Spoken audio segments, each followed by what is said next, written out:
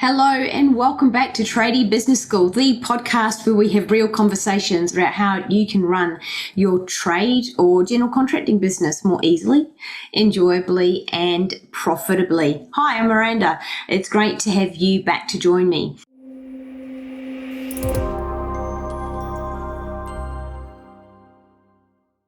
Today I'm going to be talking about how to create a high-performance team by using activity-based metrics. Wow, what a mouthful, right? How to create a high-performance team through using activity-based metrics. What on earth am I talking about? All right, let's start with activity-based metrics.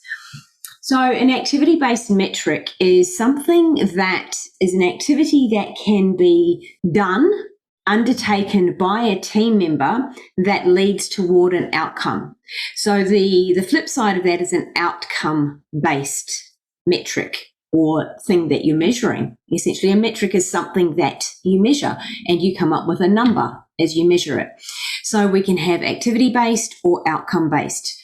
For example, an outcome-based metric is something like a number of sales, completed number of sales in a business, whereas the activity-based metric is, for example, the number of outbound calls that someone could make, or the number of follow-ups follow-up either emails or calls your salesperson or team member could make towards the outcome, which would be converting and making the sales. Now think about it for a moment. Which one does your team member have full control over? Yeah, the activity-based one. Now, these are also known as lead measures. Outcome-based KPIs or metrics are often known as lag. In other words, they've happened already. By the time you count the number of sales, you've got all the activities and things that lead up to it have already been done. So why does this matter? Well, if you're wanting to motivate somebody or incentivize somebody or basically set them up for success within your business, you need to put them in the driver's seat of control over the outcome. Now, sales itself could be impacted by so many external factors. There could be different market shifts. There could be freak weather events. You're thinking there's all sorts of things that could happen that could affect sales. Yet, if you know that your team member is doing all that's within their control to achieve those sales figures, such as making a number of outbound calls, follow-ups, there's a number of different things that could be done.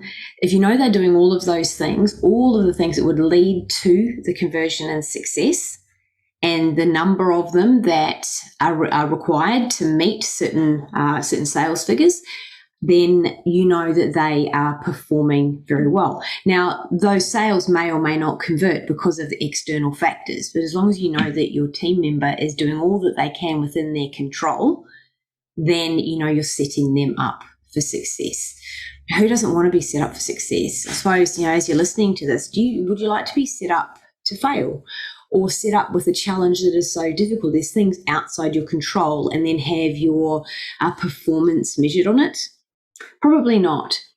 Now, I'm not saying these are the only sorts of metrics to have. You can have a balance of the activity-based and outcome-based within any job description, any performance management system you set up for any team member. Have some of each, yet have more of the activity-based. You want to be setting them up for success, and you want to be able to have real in-time performance management conversations with your team members on what they're doing to hit those targets, those outcome-based, results-based targets. So if somebody's not making, for example, those calls, then you can have those conversations. It's like, hey, you're not making those calls. What's going on? How do you think you're going with those things? What's getting in your way? Do you need any more support? All of those sorts of things that allow them to then change their behaviours or take different actions to hit their targets. A constant conversation around that. So that's pretty much all I wanted to talk about today. It's a short and sweet, very, very important though, because to build to build a high performance team, you want people to be motivated, interested in being there, and feeling in control of the outcome that they achieve within their role.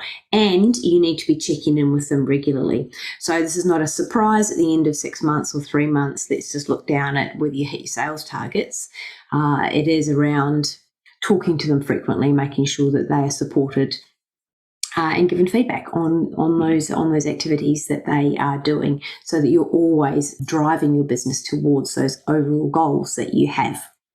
Love to hear what you think of this episode. Drop in below, drop a comment, like it, share it with anybody that you know may benefit from this.